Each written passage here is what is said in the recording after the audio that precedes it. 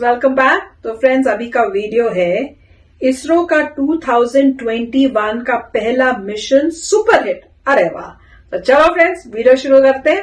पर वीडियो शुरू करने से पहले अगर आप पहली बार आई हो चैनल पर और आपने अभी तक सब्सक्राइब नहीं किया है तो जल्दी से पहले सब्सक्राइब के बटन और बेल आइकन को क्लिक कर लो ताकि आपको हमारे सारे न्यू वीडियोस के नोटिफिकेशन मिल जाएं।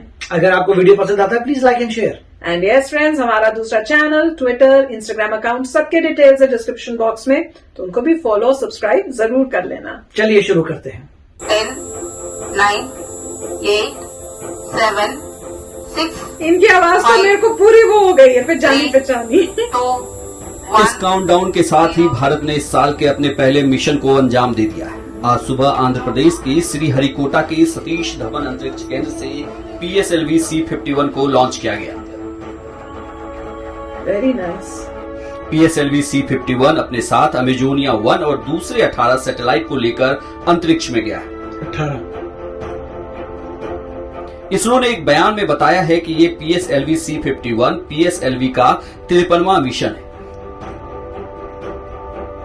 इस रॉकेट के जरिए ब्राजील के अमेजोनिया 1 उपग्रह के साथ 18 अन्य उपग्रह भी अंतरिक्ष में भेजे गए। इसरो के मुताबिक इस रॉकेट को चेन्नई से करीब 100 किलोमीटर दूर श्रीहरिकोटा से लॉन्च किया गया है। इस रॉकेट को 28 फरवरी को सुबह 10:24 पर लॉन्च किया गया। इसकी उल्टी गिनती सुबह 8:54 पर शुरू हो गई थी। 5 के बाद 4 क्यों नहीं आया? PSLV C-51 ने अमेजोनिया 1 को सफलतापूर्वक उसकी कक्षा में लॉन्च कर दिया गया। PSLV C-51 अमेजोनिया 1 इसरो की वाणिज्य इकाई न्यू स्पेस इंडिया लिमिटेड का पहला कमर्शियल मिशन है।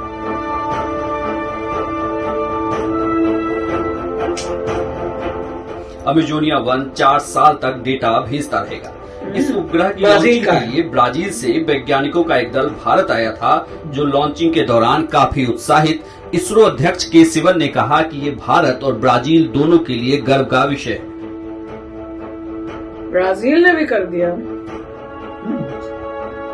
उन्होंने कहा कि अमेजोनिया 1 को पूरी तरह से ब्राजील के वैज्ञानिकों ने बनाया और विकसित किया था। अमेजोनिया 1 के बारे में बयान में बताया गया है कि ये उपग्रह अमेजन क्षेत्र में वनों की कटाई की निगरानी और ब्राजील के लिए विविध कृषि के विश्लेषण के उपयोगकर्ताओं को दूरस्थ संवेदी आंकड़े मुहैया कराएगा और मौजूदा ढांचे को और मजबूत बनाएगा।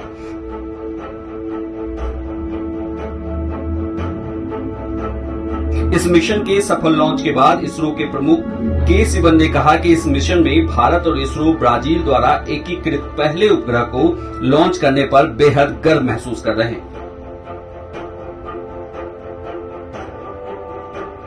उन्होंने बताया कि सभी सैटेलाइट्स बहुत अच्छी हालत में हैं। उन्होंने ये भी कहा कि मैं ब्राजील की टीम को बधाई देता हूँ। उनका क्या पहला है वो कि इस लॉन्च की खास बात यह है कि इसके साथ भगवत गीता भी अंतरिक्ष में भी इसी में गई है। इसके अलावा प्रधानमंत्री नरेंद्र मोदी की तस्वीर भी अच्छा। आसमान की ऊंचाइयों में पृथ्वी का चक्कर काटेगी। पृथ्वी का चक्कर काटेगी। तो फ्रेंड्स, बड़ा मजेदार वीडियो था। अच्छा, हमने किया था पहले एक रिएक्शन में जिसमें ये न्यूज थी कि मोदी जी की फोटो और भगवत गीता जो है वो जाएंगी। तो मुझे ये नहीं पता था कि इस वाले न्यूज जो अभी हम देख रहे हैं उसमें वो जा रही है। उन्होंने वो एंड में बताया। मैंने कहा अरे वाह, ये तो मेरे को पता ही नहीं चला। तो बड़ी मतलब मजेदार बात थी ये कि इस वाले में गया है।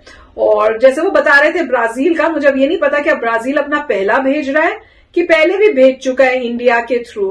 तो बताना अगर आपको ये इन्फॉर्मेशन है।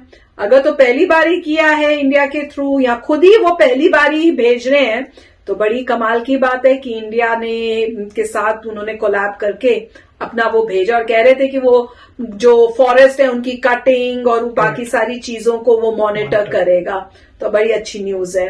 तो मैं तो ये सोच रही थी, एक तो वो जो लेडी हैं जो बोलती है ना, काउंटिंग करती है, मैं तो कह रही थी अब इनकी आदत हो गई है, इतने सारे मिशन रोज जब देखते हैं उनकी वीडियोस तो मैंने कहा पहचान लेते, जैसी वो मतलब अगर वो दिखाएंगे भी ना उनकी शक्ल कहेंगे वही वाली लेडी, आवाज ही पता चल जाएगी।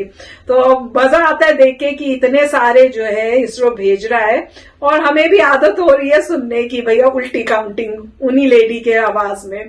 पर बहुत मतलब इसरो तो अब एक्सपर्ट हो गया है। मतलब इसरो के लिए तो ये बोलते हैं ना बच्चों का खेल हो गया है क्योंकि वो लगातार भेजते रहते हैं, बाकी कंट्रीज के लिए भी लेके जा रहे होते हैं। जैसे इसमें बोला 18 लेके जा रहे हैं, तो अब तो कॉमन बात हो गई है, ऐसे कहते हैं जैसे एक्सपर्ट हो गए हैं, बच्चों का खेल है उनके लिए।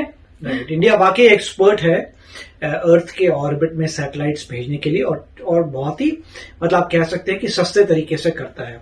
तो जितने भी मतलब कंट्रीज हैं जिनके पास सैटेलाइट जो बना लिए सैटेलाइट, बट उनके पास कैपेबिलिटी नहीं है कि वो खुद लॉन्च कर पाए अर्थ के ऑर्बिट में, तो उनको किसी का हेल्प चाहिए होती है। जैसे पहले जब इंडिया ने सैटेलाइट बनाया था तो रशिया ने लॉन्च किया था स्पेस में। सिमिलरली इंडिया काफी आगे आ चुका है, और जो दूसरी कंट्रीज है जिनमें कैपेबिलिटी नहीं है अपने सैटेलाइट को भेजने के लिए, उनको कहीं ना कहीं जाना पड़ता है।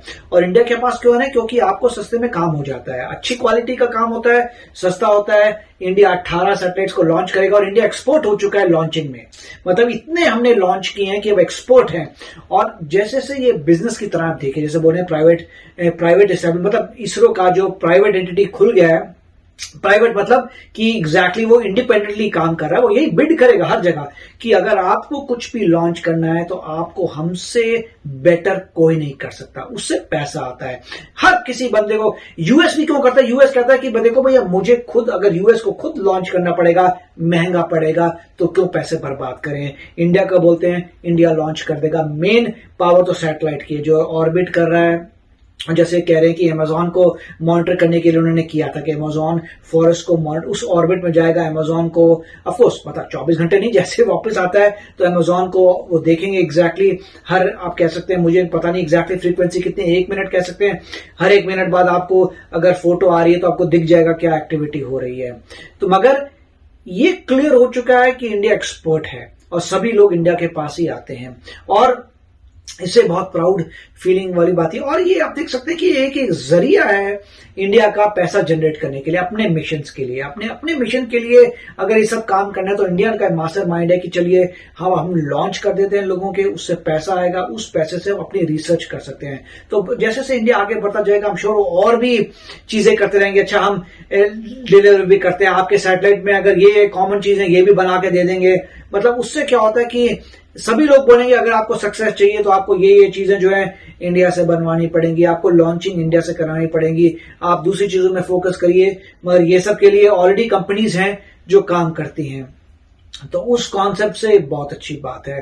तो और जैसे मैंने कहा था कि यूएस भी है, उसकी भी जो नासा है उसकी अपनी बड़ी सारी प्राइवेट एजेंसीज भी है। मतलब प्राइवेट वो नहीं है, प्राइवेट और किसी की एजेंसी है, मगर नासा प्रमोट करता है उनको कि देखिए छोटे मोटे चीजों के लिए बोलता है आप ही कर लो, आप ही कर लो, हम नहीं करते क्योंकि हमें और डीप स्पेस की स्टडी करनी है, हमें और किस। वैसे ही इंडिया भी अब कर रहा है कि बेसिकली इंडिया ने अभी क्या यही मतलब जो प्राइवेटाइज किया वो यही था कि जो भी चीजों में हमें एक्सपर्टाइज हासिल हो चुकी है उनको करने दो, मगर हम मेहनत करेंगे आगे बढ़ने के लिए, रिसर्च एंड डेवलपमेंट, जो चीजें हमें नहीं आती हैं।